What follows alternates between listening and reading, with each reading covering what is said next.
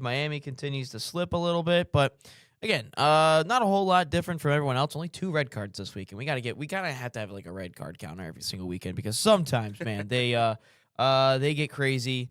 And I do have a take about this dang league because everyone gets mad at me when I call it a retirement league because I don't know, a certain player who did nothing in Europe all of a sudden scores 9 goal contributions in his first 450 minutes. That's right. San Jose took on St. Louis this weekend. Timo Werner.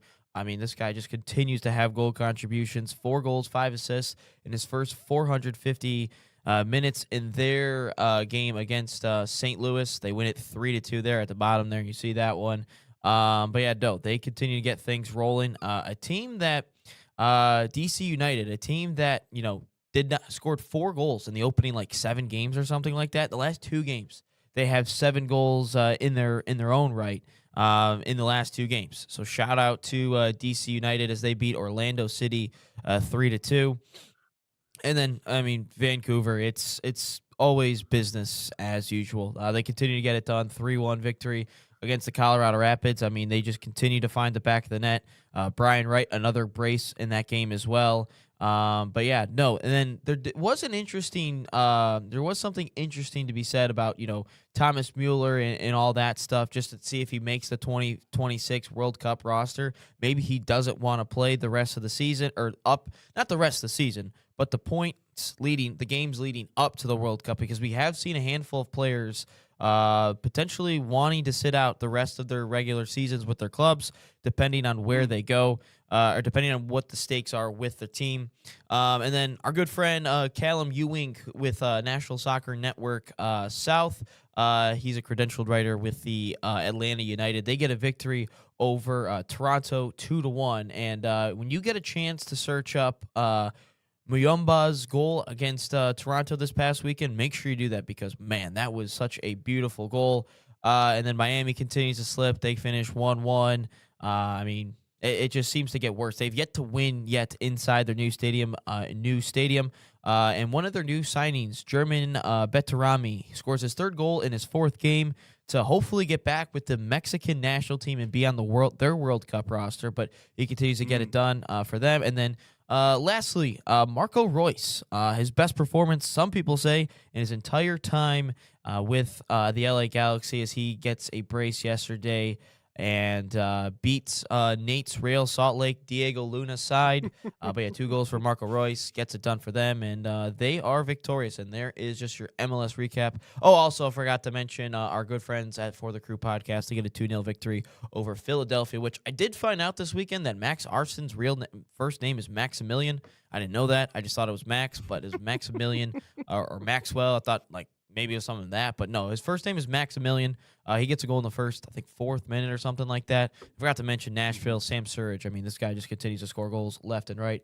He gets another one. A couple comments coming in. Dave says, afternoon, sirs. Hope everyone had a nice weekend. I did as well. Hope you did, Dave. Fabian already in it. He's talking about Mbappe maybe leaving Real Madrid. We'll have to look into that. Was not on the docket today, but we can look into it for sure. Yeah. Yeah, I haven't heard anything about any move in particular, but it certainly is a rumor. Yeah, some surprise results. I mean, I know like Chicago's looked really good this year. Obviously, what we saw out of them, getting to see them. Now, mind you, I think we saw the B team when they were here in Detroit. That wasn't really all their main guys, but I think Chicago is surprised early in the year. LA Galaxy, kind of a mixed bag with that team, but I still think they have a lot of promise. But you're right. I mean, in terms of, I think we're finally starting to get to that point of the year where, we're start to see a little bit more of the separation in both of the conferences between the top contenders and the teams that just simply aren't in the race. But yeah, certainly a few results. I have seen Miami slipping a little bit, but the reality is that even if they're sputtering at this point, I still think this is just they're an experienced team that'll be able to put it together when they need to. I think it's just obviously they've dealt with a changing of management, having to get new leadership in there. So I think that creates a little bit of maybe uncertainty. But, if you can even go 500 while you're going through that transition, it's going to make it even better for you once you are able to get into the flow. So yeah, definitely a lot of competitive ball games and in a strong week in the MLS. But you have another take on this or the league in general? Yeah, it's called why are we letting all these, mid players that play in Europe and all of a sudden they come here and they just dominate the league? Like, and everyone gets mad at me for calling it a retirement league. Everyone gets mad at me for that. Like, Kaka came over here and dominated. David Villa, I think, did that. Frank Lampard, like all these players who like are washed up, come over and dominate. You're telling me Timo Werner, a guy that, has sucked since 2021, all of a sudden comes into the league and gets 9 goal contributions in his first 450 minutes, and all of a sudden his team is like a contender to win it all. Like, guys, got to stop letting these big name players who are not that good at their current moment in time when they come into the MLS and they just dominate everything. We've got to stop doing that. Like, it is making USA Soccer, it is making the MLS look bad. It's just making the American game just look bad. Like, we can't be having this. Maybe that's the same sense of like, a good college player in basketball goes overseas and starts dominating that. Like, but in reality, they couldn't even make it in the NBA. Maybe it's like on the level of that.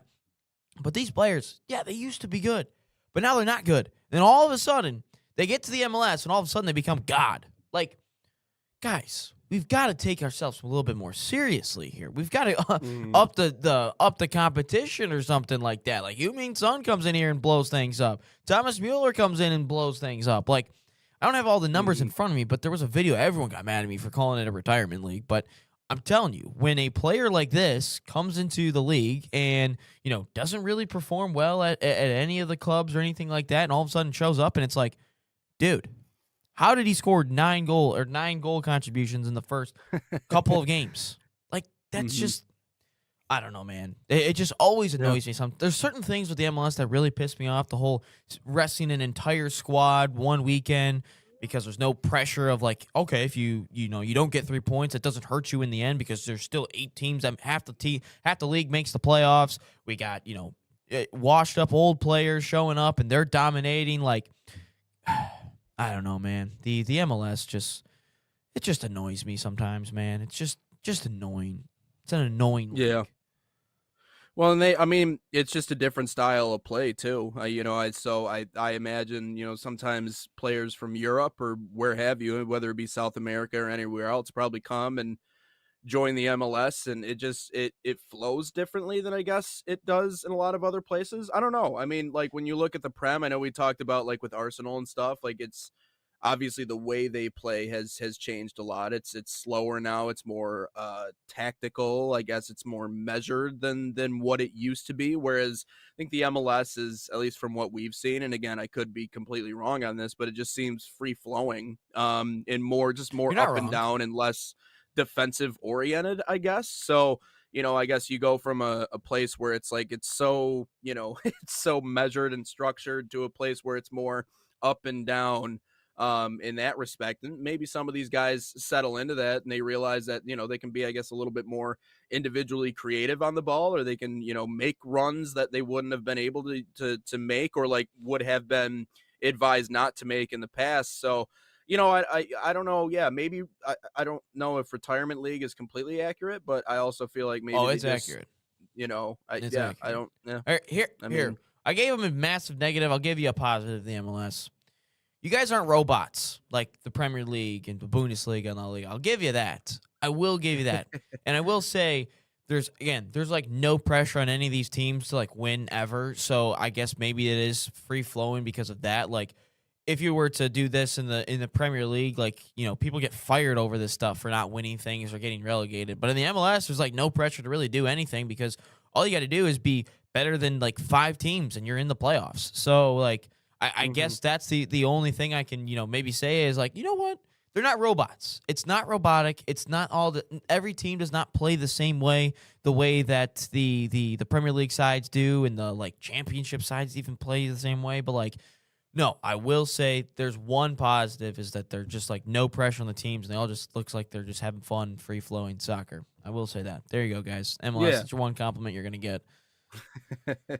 Yeah, I mean, I guess you could look at it as a compliment. I guess, I mean, it depends on the style of play that you're used to. I guess if you're from overseas, if you look at the MLS product, you're like, it's kind of uncoordinated and not as pretty. But you're right. No, I just think it's definitely just a different style of play that I'm sure obviously makes an impact at the end of the day. So it is different for sure. But I think it makes for an entertaining product. I mean, I will say, at least from a fan perspective, or at least someone maybe watching from an objective point of view, it can make it a very entertaining viewing experience. To your point on players wanting to sit out for the World Cup, I mean, I just think what happened to Lamine Yamal, it just it reminded everybody that things like that really can happen. And also sometimes the worst injuries happen in like the least suspecting moments. Like it's not even something that happened that you're like is on a PK, like he just takes it and all of a sudden it's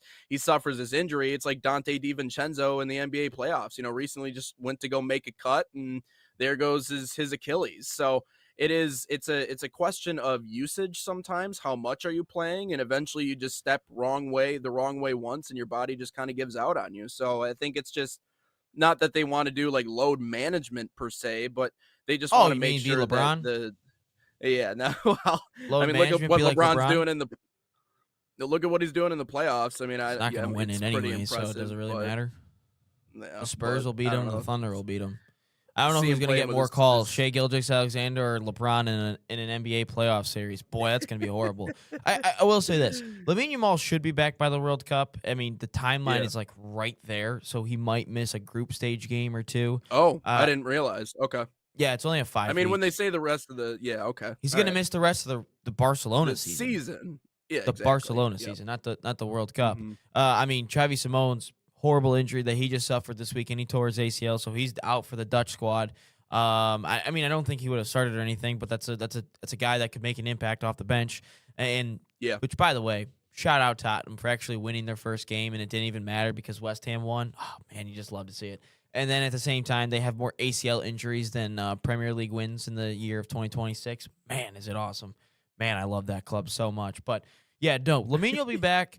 But some players are thinking like Mueller, this will be his last World Cup anyway, so he might just think, I mean, it don't matter if I play or not. I mean, Vancouver is good as it is anyway, so I'm fine with just chilling a little bit for taking some Yeah. rest. Maybe if I just look at the NBA players and just be load management all the time. Yeah, no, I could definitely do that. It's an American league, so I can be like LeBron and KD and Steph and Shea. Yep. So yeah, shout out to the NBA for just taking load management all the time. Well, and I think the playoffs have reminded us of one thing, and that's that I just don't know how much The the regular Pistons season suck. means. That's